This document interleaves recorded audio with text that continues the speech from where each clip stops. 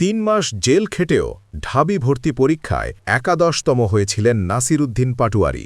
বিশ্ববিদ্যালয় ভর্তি পরীক্ষা বা অ্যাডমিশনের সময় যেখানে একজন শিক্ষার্থী প্রতিটা সেকেন্ড, প্রতিটা মিনিট হিসাব করে, সেখানে টানা ৩ মাস কারাভোগ করে ঢাকা বিশ্ববিদ্যালয় ভর্তি পরীক্ষায় একাদশতম হওয়া শুধু কৃতিত্ব নয়, এটা এক ধরনের নীরব বিপ্লব। নাসিরুদ্দিন পাটোয়ারি সেই নাম, যে নাম সাহস আর অধ্যাবসায়ের প্রতীক। যখন অধিকাংশ মানুষ নিরাপদ দূরত্বে দাঁড়িয়ে চুপ ছিল, তখন আওয়ামী লীগের আমলে ভারতীয় আধিপত্যবাদের বিরুদ্ধে টানা ১.৫ মাসেরও বেশি সময় একাই রাজপথে দাঁড়িয়েছিলেন তিনি। ভয়, হুমকি, জেল কিছুই তাকে থামাতে পারেনি, কারণ তার লড়াইটা ছিল নিজের জন্য নয়, দেশের জন্য। আজ সেই সংগ্রামী মানুষটাই এনসিপির মুখ্য সমন্বয়ক।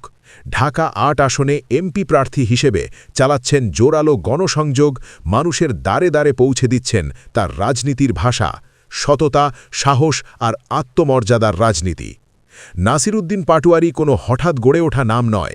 এই নাম তৈরি হয়েছে জেলখানার অন্ধকারে, রাজপথের রোদে বৃষ্টিতে আর নির্ভীক কণ্ঠে বলা সত্যের মধ্য দিয়ে।